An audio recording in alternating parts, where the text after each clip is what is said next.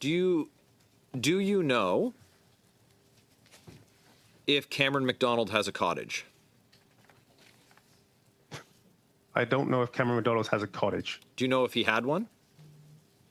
I do not know if he had a cottage. Mr. Brock, for 5 minutes, please.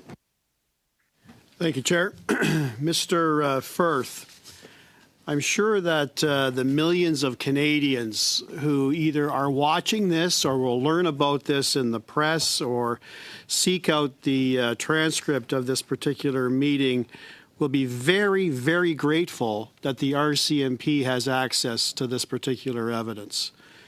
What I can understand is why you would take active steps in misleading this particular committee and Canadians with respect to your role as it relates to fraud and forgery with respect to modifying without permission and consent these transcripts, but the resumes to the government. What I can't understand is why you would deliberately lie to this committee on a very innocent question that was put to you by my colleague, Mr. Barrett, when he asked you if you knew whether or not Mr. Cameron McDonald from the CBSA had a cottage.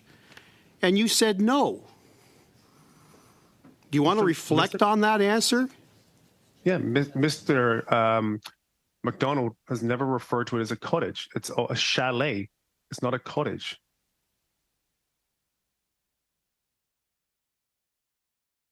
For that clarification, Mr. Firth. French is so useful. Are you kidding me? That is the honest Are you saying you knew all along that he had something that was equivalent to a cottage or a cabin, but because a different word was used to refer to it, that you had the license to say, I don't know? You were asking Is that what you want us to believe? You were asking a specific question about a cottage. I answered honestly. He has never mentioned that he had a cottage. This guy hasn't said anything honest since he's been here. But he's got a cabin, doesn't he? A chalet. A chalet. Well, why didn't you offer that? Because that was not the question that was asked. I see. I see. So you have a very limited ability in terms of telling this committee the truth. Is that correct, Mr. Firth? No, I'm answering because the RCMP correctly. is going to have a field day when they come to interview you. That's right. I answered the question honestly with the question that was posed in front of me. I see. Well, let's ask you some more questions then. Have you ever had or claimed to have influence on any government officials? No, I have not. Do you remember, sir, some of the allegations that you have probably read about by Bottler, that they've actually taped conversations with you? Hours and hours of conversations with you? Do you want to reflect on that question again? No, I've seen everything that you've said. Everything that was in the newspaper is what I've read.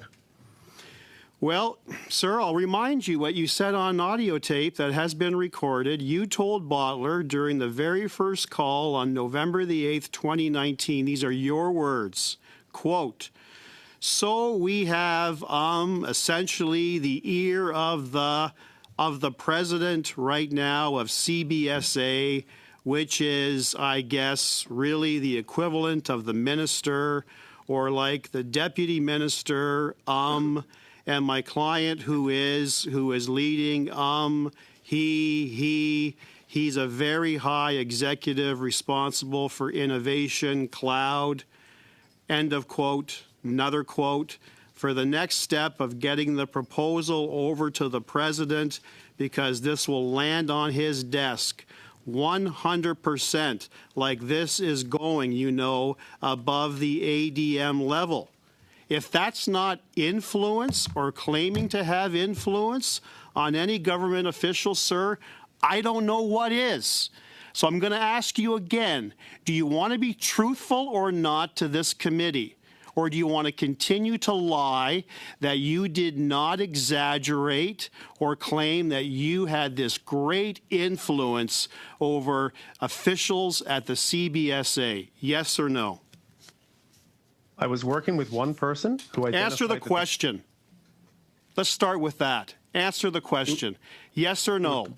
Do you agree that this is your words that you uttered to Bottler on November 8th, 2019, bragging about your influence on government officials? Do you accept that or not? Yes or no? Yes. Thank you. Thanks very much.